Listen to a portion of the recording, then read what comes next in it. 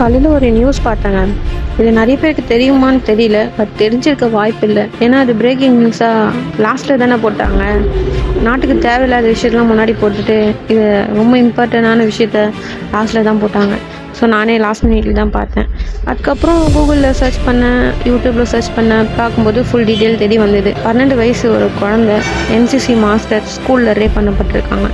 அந்த குழந்தை போயிட்டு டீச்சர்கிட்ட சொன்னால் அவங்க பைனாப்பிள் வாங்கி சாப்பிடு அப்படின்னு சொல்லியிருக்காங்க. அதுக்கப்புறம் அவங்க பேரண்ட்ஸ் கிட்ட சொல்லிட்டு அப்புறமா ஆக்ஷன் எடுக்கப்பட்டது. அவனை பிடிக்க போகும்போது வழிக்கு விழுந்து காலில் அடிபட்டு இப்போ ஹாஸ்பிட்டலில் இருக்கான். ஸோ சட்டத்தின் அடிப்படையாக அவனுக்கு தண்டனை கிடச்சிருக்கு. அவன் தான் தப்பு பண்ணியிருக்கான்னு கிளியராக தெரியுது. அப்புறம் எதுக்கு அவனை ஜெயிலில் போட்டுன்னு கண் எடுத்து சுட தேவையில்லை. அதுதாங்க நமக்கு வேணும்னு கேட்குறோம். இந்த நாட்டில் நடக்கிறதெல்லாம் பார்க்கும்போது ஏண்டா இருக்கும்னு தோணுது.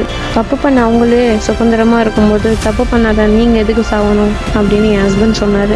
நிறைய பேர் பேசிகிட்டே தான் இருக்கும், ஆனால் எந்த சட்டமும் வந்த மாதிரி தெரியல.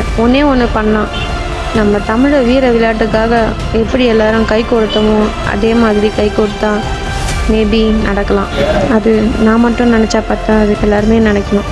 கூட்டம் வர்றதுக்கு தாங்க கஷ்டம். ஒருத்தர் போய் உட்காந்தாங்கன்னு வச்சுக்கோங்களேன், தன்னால் கூட்டம் கூடிடும். என்ன சொல்கிறீங்க?